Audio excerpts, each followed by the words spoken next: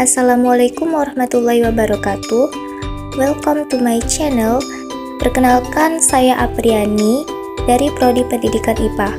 Di sini saya akan menjelaskan sebuah materi yang mana dosen pengampu saya adalah Dr. Muhammad Kristiawan, MPD. Materi yang akan saya jelaskan yaitu mengenal filsafat dan filsafat pendidikan.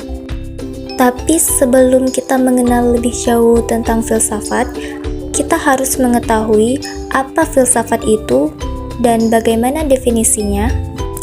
Istilah filsafat itu dapat ditinjau dari dua segi, yaitu segi semantik dan segi praktis. Yang pertama, segi semantik. Pada segi semantik, filsafat itu berasal dari bahasa Arab yaitu falsafah, yang berasal dari bahasa Yunani yaitu philosophia, yang berarti philos yaitu cinta, suka, dan sophia yaitu pengetahuan, hikmah.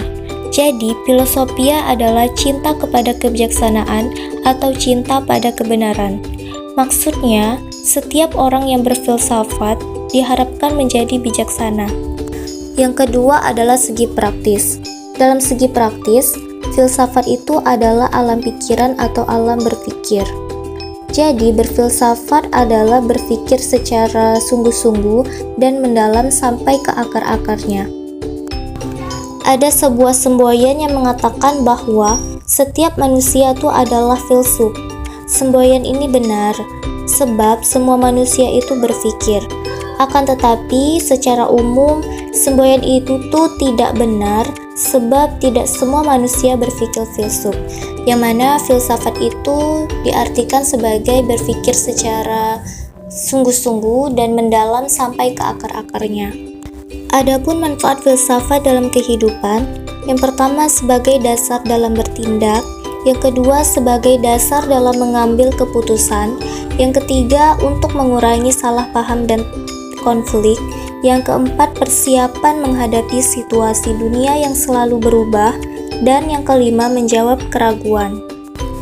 Adapun ciri-ciri berpikir filosofi adalah yang pertama berpikir dengan menggunakan disiplin berpikir yang tinggi, yang kedua berpikir secara sistematis dan teliti, yang ketiga menyusun suatu skema konsepsi, yang keempat menyeluruh dan seluas-luasnya atau universal, yang kelima setinggi-tingginya, dan yang keenam setuntas-tuntasnya serta selengkap-lengkapnya.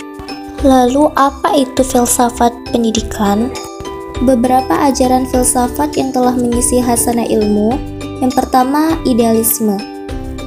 Menurut ilmuwan Plato, David Hume, dan sebagainya, mereka berpendapat bahwa hakikat kenyataan dunia adalah ide yang sifatnya rohani atau inteligensi. Yang kedua ada realisme. Aliran ini memandang realitas menjadi dualitas.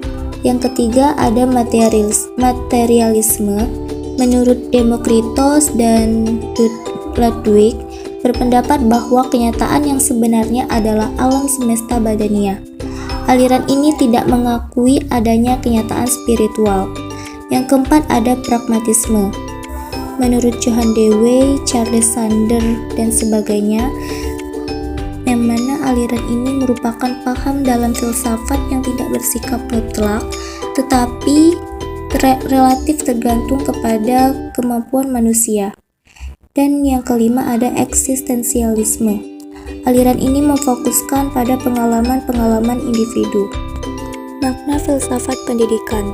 Filsafat pendidikan adalah filsafat yang digunakan dalam studi mengenal masalah-masalah pendidikan.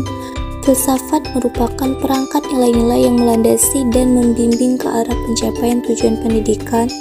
Dan filsafat pendidikan pada hakikatnya adalah penerapan analisa filsafat terhadap lapangan pendidikan. Metafisika merupakan cabang filsafat yang mengkaji hakikat dunia, hakikat manusia, termasuk hakikat anak. Anak adalah manusia yang terdiri dari jasmani atau rohani ataupun keduanya. Ada beberapa istilah dalam filsafat pendidikan. Yang pertama adalah ontologi dan pendidikan. Ontologi dan pendidikan ini terbagi menjadi tiga. Yang pertama ada teologi. Pendidikan akan selalu mempertimbangkan hubungannya dengan hubungan manusia dengan Tuhannya. Sebagai implikasinya, mata pelajaran agama menjadi mata pelajaran pokok dalam kurikulum. Yang kedua ada kosmologi. Implikasi kajian kosmologi terhadap pendidikan adalah kosmologi akan mengisi kepribadian manusia dengan realistik.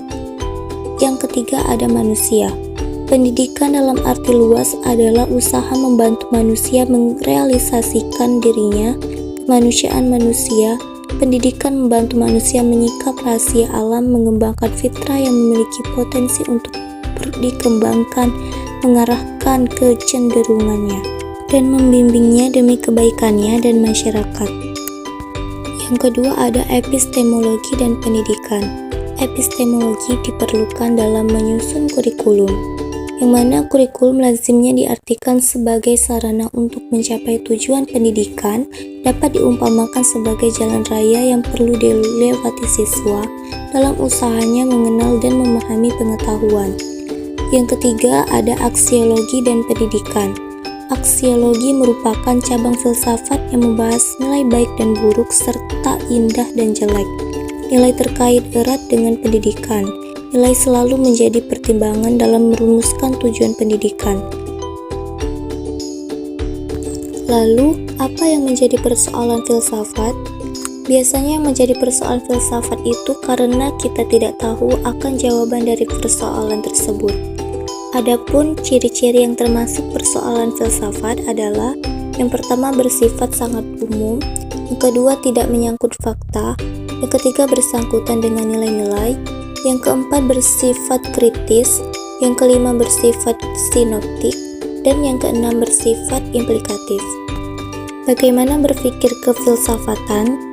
Berpikir secara kefilsafatan sudah pasti berpikir secara menyeluruh dan sistematis. Pemikiran keilmuan bukanlah suatu pemikiran yang biasa. Pemikiran keilmuan adalah pemikiran yang sungguh-sungguh, artinya suatu cara berpikir yang berdisiplin, di mana seseorang yang berpikir bersungguh-sungguh tak akan membiarkan ide dan konsep yang sedang dipikirkannya berkelana tanpa arah. Terus, apa saja yang menjadi cabang filsafat? Di sini ada beberapa para ahli yang memiliki berbagai pendapat tentang cabang-cabang filsafat yang dapat kalian lihat di video ini.